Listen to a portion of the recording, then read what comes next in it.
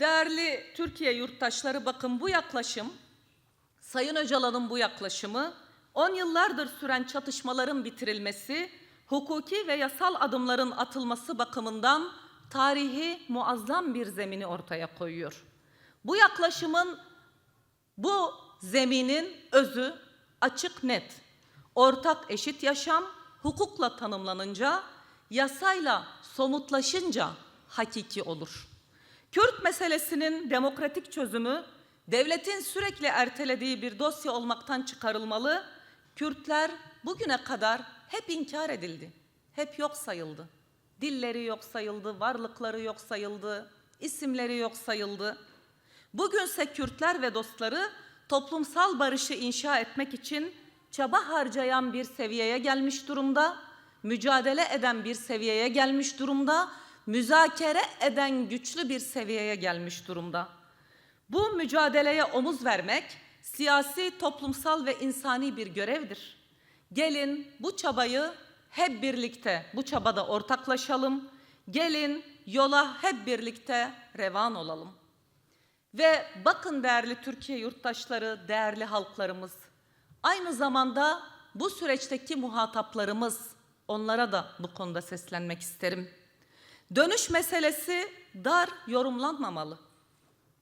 Dönüş sınırların kapısından geçmekten ibaret değildir. Son günlerde çok konuşulan Odessa destanında ifade edildiği gibi eve varmakla eve dönmek aynı şey değil. Dönüş sürgündekinin ülkesine, cezaevindekinin ailesine, KHK'lının ihraç edildiği mesleğine, kayyımla iradesi alınan halkın ve seçilmişlerin belediyelerine, yargılananların siyasal hayata dönmesi demektir. Yani topluma dönüş, işe dönüş, söze dönüş, memlekete, toprağa dönüş, gerçek barışın coğrafyası da buradan ve böyle başlar. Bu bağlamda çerçeve yasadan beklenti nettir. Bugünün geçişini düzenlerken yarının demokratik düzenini güvenceye almak, barışın yönünü günlük siyasetin rüzgarına bırakmamak. Şunu da belirtmeliyim, bu süreç İmralı'da Sayın Öcalan tarafından yürütülüyor. Çerçeve yasa bunu yok saymadan ortaklaşılmış bir formülü içermelidir. Bu yasada Sayın Öcalan'ın bu süreci ileriye taşıyabilmesinin olanakları açılmalıdır. Yani özgür yaşar ve özgür çalışır koşulların artık acilen hayata geçmesi lazım. Hiç vakit kaybetmeksizin bu haftadan itibaren, bugünden itibaren gazeteciler, siyasetçiler, hukukçular, kadın örgütleri, demokratik kitle örgütleri, sivil toplum örgütleri, toplumun farklı kesimleri, herkes artık İmralı'ya gidebilmeli ve Sayın Öcalan'la görüşebilmeli. Heyetimizin son İmralı ziyaretinde oluşan mütabakat olduğu gibi yasaya yansımalı.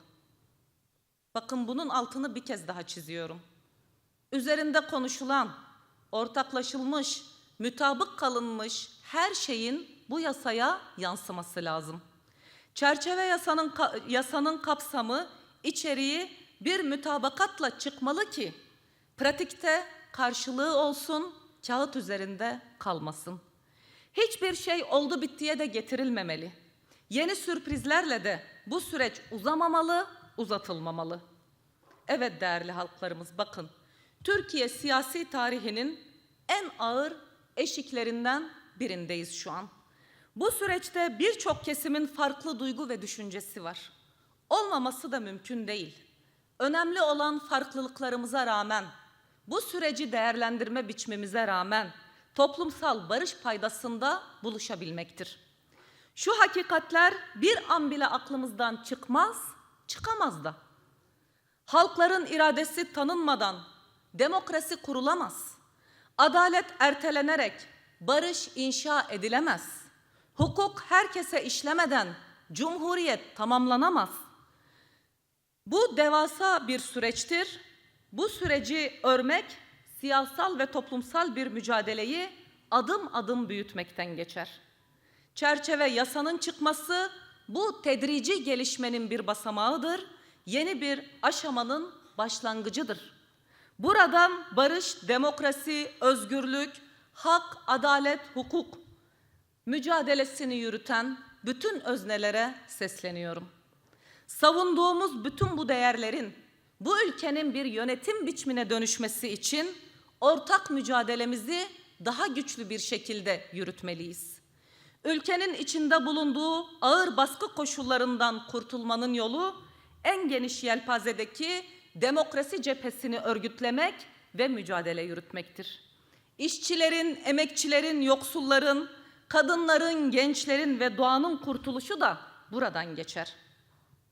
Alevilerin, Kürtlerin, inkar edilen bütün farklı halkların ve inançların kurtuluşu buradan geçer.